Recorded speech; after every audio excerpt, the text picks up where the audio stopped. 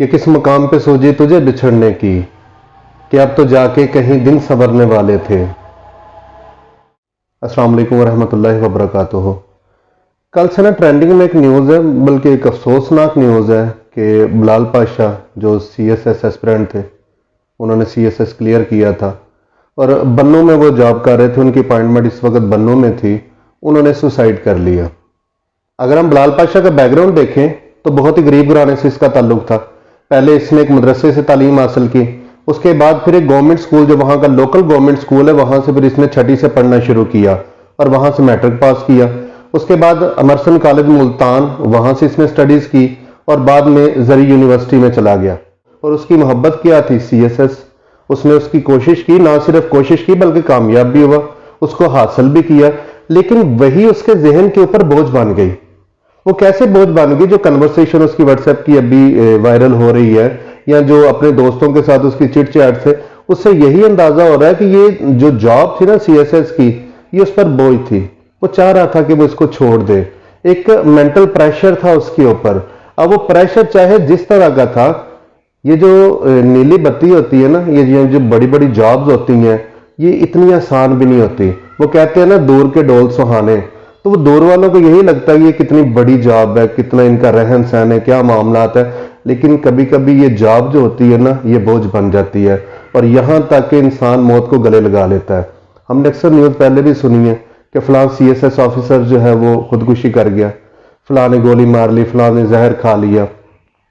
تو یہ جاب اتنی آسان نہیں ہوتی، لیکن یہ جو بھی ہوا نا، بلال پاشا کے والد کے اوپر ایک بہت بڑا بوجھ ہے۔ جوان جنازہ جو ہوتا ہے نا وہ اٹھانا اتنا آسان نہیں ہوتا۔ اور اس کے والد جو ہے وہ مستریوں کے پیچھے مزدوری کرتے تھے، یہ جو دہاڑی دار مزدور ہوتے ہیں نا، مزدوری کرتے تھے۔ اپنی تعلیم مکمل کرنے کے بعد اس نے کئی جابز کی، بہت ساری نوکریاں کی، یہاں تک کہ 17 گریڈ کی بھی نوکری کی، پرائیویٹ نوکریاں کی اس نے، اور پھر سی ایس ایس کا امتحان اس نے دیا۔ یہ شاید غلطی تھی۔ اصل میں یہ جو غریب گھرانے سے، متوسط طبقے سے تعلق رکھنے والے لوگ ہوتے ہیں نا، یہ سیٹیں شاید ان کے لیے نہیں ہوتی، یہ ایلیٹ کلاس کی سیٹیں ہوتی ہیں، جن کے پاس تنخواہ کے علاوہ اس سیٹ کے مطابق پیسہ بھی بہت زیادہ ہوتا ہے، ان کا رہن سہن اس کے مطابق ہوتا ہے اور وہ اس میں ایڈجسٹ کر جاتے ہیں۔ لیکن جب کوئی غریب گھرانے سے چلا جاتا پھر اس کا بیک گراؤنڈ تو مضبوط نہیں ہوتا، اور تنخواہ اگر دیکھیں یا باقی چیزیں دیکھیں تو یہاں تو اس کو برا بننا پڑتا ہے، یہاں پھر اس پریشر کو برداشت کرنا پڑتا ہے، یہاں خودکشی کر لینی پڑتی ہے۔ وہ کہتے ہیں نا، آئی حیات لائی قضا لے چلی چلے، اپنی خوشی سے آئے نہ اپنی خوشی سے چلے۔ بس یہی صورتحال ہے جو بلال پاشا کے ساتھ ہوئی۔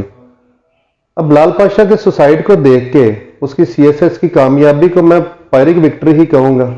اب پائرک وکٹری کیا ہے؟ ایک ایسی کامیابی جس کو حاصل کرنے کے لیے آپ کو بہت بڑی قیمت ادا کرنی پڑی ہو۔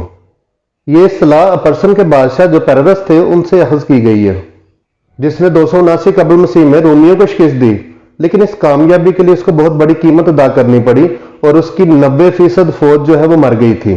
اس کے علاوہ اس طرح کی ایک اور وکٹری تاریخ کے اندر ہے، جب نپولین بوناپارٹ فرانس سے نکلا اور روس کے اوپر اس نے حملہ کیا، اس نے روس کو فتح تو کر لیا، لیکن جب فتح کرنے کے بعد واپس پلٹا تو اس کے پاس جو 20 لاکھ فوج تھی، یعنی کل جو اس کی فوج تھی وہ 20 لاکھ تھی، اس میں صرف 10,000 فوجی واپس آئے تھے، باقی سارے سردی کی وجہ سے اور جنگ میں مارے گئے تھے۔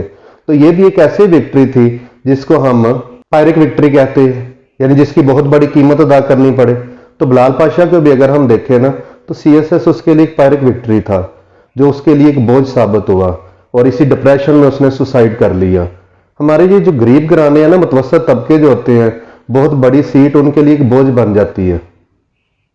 اللہ تعالیٰ اس کے درجات بلند کرے اور اس کے والدین کو صبر جمیل عطا کرے، اس کے لیے دعا بھی کیجیے گا۔ اللہ حافظ۔